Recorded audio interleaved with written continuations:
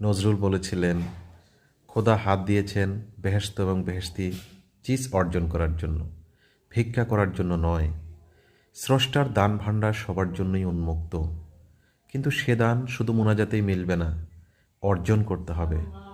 যোগ্যতা অনুযায়ী খোদা দিয়ে থাকেন, প্রচেষ্টা অনুযায়ী ফলাফল বন্টন করেন। সেটাই তো হওয়া উচিত। অযোগ্য লোকদের হাতে ক্ষমতা গেলে বরং সেই ক্ষমতা তাদের বিপত্তির কারণ হতে পারে, কারণ এই ক্ষমতার উত্তাপ তারা হজম করতে পারে না।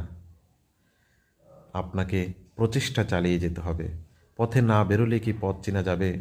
কলম্বাস, ভাস্কো দা গামা তারা পথে বেরিয়েছিলেন এবং আল্লাহ পাক তাদের পথ দেখিয়েছেন। সুতরাং শুধু ভাগ্যের উপরে ছেড়ে দিয়ে আপনি যদি চেষ্টা না করেন, তাহলে কখনোই আপনি পাবেন না।